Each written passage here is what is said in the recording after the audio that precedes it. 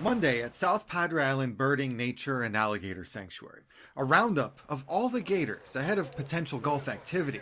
One of the large adults here, a female named Laguna. She started coming towards us. We just came towards her. It's the rest of them, and especially once you catch the first one out of a pond, they kind of catch on to what you're trying to do. Laguna came out without much resistance. She's protecting a nest of eggs she just laid here.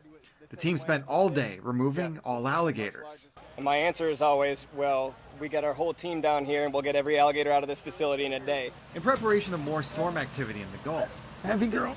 Come on, baby girl. 2 weeks ago, Tropical Storm Alberto caused storm surge and flooding here at the island, causing pond levels to rise here. Ooh. If you hear her roar, that was Laguna.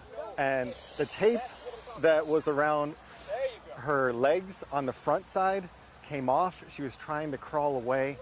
Now they're getting back on her, putting the tape back on. Staff and volunteers want to make sure the alligators they have here don't get out into the community. They're rounding up all the gators and taking them to their sister organization called Gator Country in Beaumont. Before that, the most challenging catch of the day.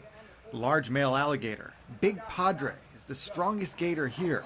They put the snare around his neck and get one lucky pull, but he fights back. The volunteers keep pulling. Big Padre, more than 50 years old, 800 pounds, 12 feet long, putting up a fight against all these people here. They're trying to get him out of the water. They pull out Padre with the help of an ATV and towing straps around his tail. But they have to get his mouth secured, carefully. Now we're using this rope to try and secure his jaws. They use the snare to hold his mouth down, while Eddie Handhart starts wrapping electrical tape around his muddy snout. It's slippery at first, but he loops it over and over. What do you think when you're approaching Big Padre and you're going to put this little bit of tape right around the front of his snout? I hope Jake got it. I hope Jake's got him with that snare. That's what I think. And he did. This time he had it. Oh, yeah. The group here to lend their muscle includes volunteers from Sea Turtle Inc., pulling against Padre. We want to make this situation as the least amount of stress as we can possibly put on him. But obviously, when you're moving an animal like this, he's going to stress out a little bit. And if he tires himself out in the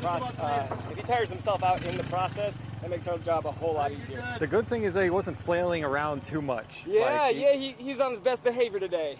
I was expecting a lot more rolls and some thrashing. They position Padre to where they can load all 800 pounds of him onto a truck. The problem is they can dig their feet in and fight back.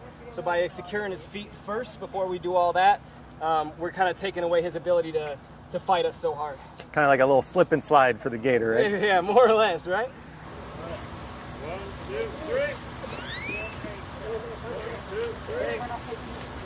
3. Then the remaining 35 gators, the juvenile gators, who were living in another pond. All of them will go to Gator Country as well.